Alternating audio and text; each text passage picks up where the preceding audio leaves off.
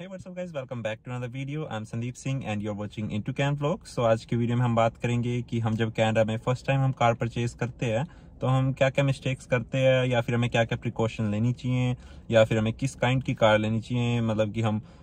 किस अमाउंट तक हम स्पेंड करें। सो ठीक है, without wasting your time let's start this video right now.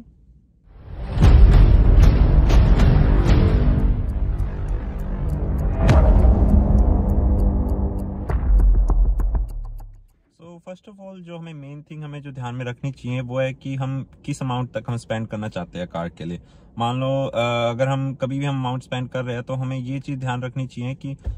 हमें वो अमाउंट स्पेंड करने के बाद भी हमारे अकाउंट में थोड़ी बहुत सेविंग हमारे पास हो। अगर हम फाइनेंस करा रहे हैं कार को तो हम ये चीज़ मेक श्योर करनी चाहिए कि भी हमें उस फाइनेंस को पे ऑफ करने के लिए हमें कोई एडिशनल शिफ्ट या फिर एडिशनल कोई काम न ढूंढना पड़े। क्योंकि कई बार ऐसे होता है कि हम ऐसे करते हैं, हमारे जैसे कोई फ्रेंड्स कहते हैं कि भाई जैसे डोज चार्जर या फिर मस्टैंग जैसे आजकल कॉमनली हम लेते हैं जैसे स्टूडेंट्स सारे वो कार्स। सो हम कई बार अपने फ्रेंड्स के कहने पे हम वैसी कार्स ले लेते हैं और उसकी जो फाइनेंसिंग होती है, जैसे जो वहाँ पे जो सेल्स रिप्रेजेंटेटिव होता है वो स्टार्टिंग में जैसे फाइनेंसिंग को थोड़ा सा मतलब कि लो प्राइस दिखाने के लिए हमें कहता है कि वो बाई वीकली जैसे $250 या फिर $300 इसकी वो होगी पेमेंट। सो वो बाई वीकली होती है, अगर हम उसको मंथली में कन्वर्ट करें तो वो अराउंड $600 हो जाती है। तो अगर मान लो हम मंथली अगर हमारी अर्निंग यहाँ पे 1800 to 2000 हो रही है, अगर उसमें से हमारे 600 खाली कार पे चल जाते हैं और उसके बाद हमें कार का इंश्योरेंस भी पे करना पड़ेगा और उसके साथ उसके फ्यूल के भी कॉस्ट है और हमारा रेंट का कॉस्ट और हमारे लिविंग एक्सपेंसेस। सो ऐसे करने से हमारा सिर्फ एक जॉब से हम वो कार को अफोर्ड नहीं कर पाएंगे और हमें उसके लिए हम जैसे हम स्टूडेंट या फिर हम सभी फिर दूसरी जॉब ढूंढते हैं और अगर इन केस हमें दूसरी जॉब नहीं मिलती तो हमारी कोई भी सेविंग नहीं हो पाती। तो हमें ये चीज़ हमें सबसे पहले माइंड में ध्यान में रखनी ही चाहिए ये चीज़ कि भाई अगर हम कार परचेज कर रहे हैं तो हमारे पास या तो उतना अमाउंट हमारे पास सेविंग अकाउंट में हो, अगर हम फाइनेंस करा रहे हैं तो हम मेक श्योर करें कि हमें उस फाइनेंस को पे करने के लिए हमें कोई एडिशनल जॉब या कोई शिफ्ट ना करनी पड़े। क्योंकि ज़्यादातर केसेस में ऐसे होता है कि अगर हम कोई कार ले ली है हमने, है ना, कोई महंगी कार हमने कोई भी ले ली है तो उसके बाद हम उसे पे ऑफ करने के लिए ज़्यादातर बार हम करते हैं कि ऊबर वगैरह कर ली या फिर स्किप कर ली या फिर डिलीवरीज वगैरह करते हैं, जैसे फूड डिलीवरी या फिर जैसे पैसेंजर जैसे ऊबर पैसेंजर हम यूज़ करते हैं। तो हमें यही चीज़ ध्यान में रखनी चाहिए मेन कि हमें उस कार को पे ऑफ करने के लिए हम कोई एडिशनल अमाउंट ना स्पेंड करें। और अगर इन केस हम कार को हम कैश में ले रहे हैं, जैसे अगर हमने कोई यूज्ड कार ले रहे हैं, है ना, और यूज्ड कार को होता है कि हमें ट्राई करना चाहिए कि अगर हमें मान लो इन केस हमें यूज्ड कार पड़ती है $5000 to $7000 की, हाँ, तो हमें मेक श्योर करना चाहिए कि हमारे पास उतना अमाउंट हमारे अकाउंट में जरूर हो या फिर उससे ज़्यादा हो। क्योंकि अब अगर हम यूज्ड कार लेते हैं तो इनिशियली हर एक कार के जो भी यूज्ड कार है उस पर स्पेंडिंग होती है। मान लो जैसे $1000 उसका कोई होता है, मेंटेनेंस का कॉस्ट कुछ ना कुछ उसमें होता है स्टार्टिंग में। फॉल्ट हम जैसे शुरू में हम ध्यान नहीं रखते या फिर अगर ओनर भी हमें बता देता है कि भी उसमें ये फॉल्ट है या कोई भी जैसे उसकी ब्रेक पैड का इशू है, उसके टायर्स वगैरह चेंज करने पड़ेंगे, तो उसके इनिशियली कॉस्ट मतलब उसमें लगता ही है अगर हम यूज्ड कार लेते हैं। तो हमें ये चीज़ ध्यान में रखनी चाहिए कि अगर हम यूज्ड कार ले रहे हैं तो हमारे पास एटलीस्ट उतना अमाउंट तो हो जितने की हम परचेज कर रहे हैं। क्योंकि जैसे अभी फॉर एग्जांपल जो भी मैंने कार ली थी रिसेंटली, जो मैंने अपनी अभी ये ली थी, ये है 2012 फोर्ड फोकस। तो ये उस टाइम पे जो ओनर था उसने सेल पे लगाई हुई थी अराउंड 6500 के अराउंड, और जो मेरे को ये उसने बाद में जैसे हमने उसका नेगोशिएट वगैरह किया तो मेरे को ये पड़ी थी 5500 की।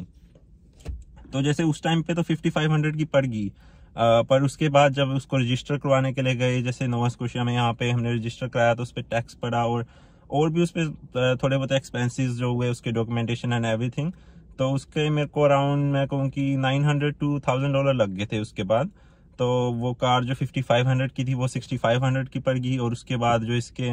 अंदर और जैसे थोड़ा बहुत है, जैसे जब नहीं लेते हैं हम एक बार डिटेलिंग भी थोड़ी सी करवा लेते हैं, कार की वॉश वगैरह प्रॉपर कर लेते हैं और इसके टायर्स वगैरह जो और परचेज किए, जो और आइटम्स इसके लिए ली थी, तो उसके भी एडिशनल आई वुड से कि मिसलिनियस मेरे 500 to 600 और लग गए थे।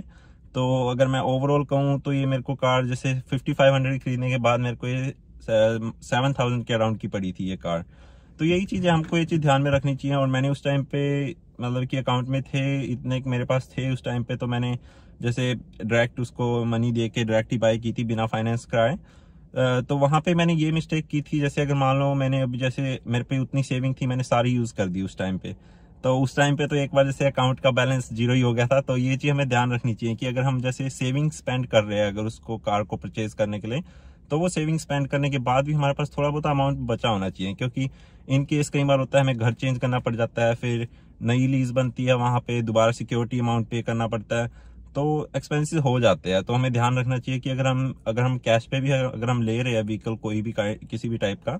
तो हमारे पास उस अमाउंट को स्पेंड करने के बाद ही हमारे पास अमाउंट थोड़ा सा हो एज अ बैकअप। और अगर फाइनेंस करवा रहे हैं, वो तो मैंने आपको बता दिया ऑलरेडी कि भी हमें थोड़ा सा ध्यान रखना चाहिए कि हम कभी भी अपनी एक सर्टेन लिमिट को हम क्रॉस ना करें, ताकि हमें ऐसा ना हो कि हमें बाद में भाई जैसे शुरू में तो हमने ले ली कार है ना, शो ऑफ के लिए, शो ऑफ कह लो, या हमारे कईयों को होता है कि भी ड्रीम है वो कार, जैसे मेरी ड्रीम कार है ये, कोई कहता है कि जस्ट लाइक इफ समवन से कि भी मेरी ये जैसे डोज चार्जर मेरी ड्रीम कार है, तो उसको परचेज करने के लिए हमने शुरू में तो हमने जैसे अमाउंट स्पेंड कर दिया,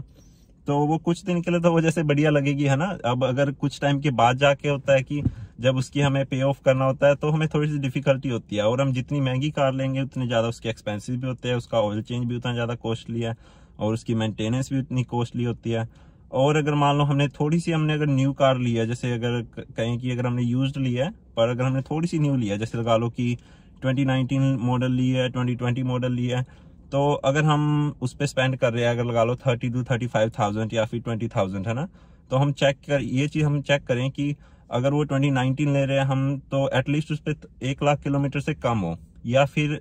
मतलब कि वो 5 साल की हो, क्योंकि ज्यादातर जो कार्स होती है उनकी गारंटी होती है 5 साल तक की। जैसे 5 साल की वारंटी होती है, तो कंपनी हमें फिक्स करती है, अगर कोई भी इश्यू आता है, मैकेनिकल कोई भी इश्यू आता है, तो हम एजेंसी में हम जाके उसको डायरेक्ट फिक्स करवा सकते हैं। उसमें होता है जैसे 5 ईयर वारंटी और 100,000 किलोमीटर ऑन इट। सो अगर उसकी 100,000 से कम किलोमीटर है और 5 साल के अंदर है, तो उसकी फिक्स वहीं पे कंपनी कर देती है, जो भी मैकेनिकल है। सो गाइस, यही था आज की वीडियो में मेनली, कि अगर हम फाइनेंस करा रहे हैं कार, तो हम मेक श्योर करें कि हम एक सर्टेन अमाउंट से ज्यादा ना स्पेंड कर रहे हो। अगर हम कैश में कार परचेज कर रहे हैं, तो हमें ये चीज ध्यान में रखनी चाहिए कि जितने अमाउंट की वो कार है, एटलीस्ट वो अमाउंट तो हमारे अकाउंट में जरूर हो। सो ठीक है, अगर आपको ये वीडियो बढ़िया लगी तो इस वीडियो को लाइक कर देना, अगर नहीं लगी बढ़िया तो डिसलाइक कर देना, और कमेंट में अगर आपको कोई भी डाउट, क्वेश्चन या कोई भी सजेशन है, तो आप कमेंट सेक्शन में जरूर मेंशन करना, और मैं ट्राई करूंगा कि आपके हर एक कमेंट का रिप्लाई करूं। सो ठीक है, thank you very much for watching today's video, and you all have a great day ahead.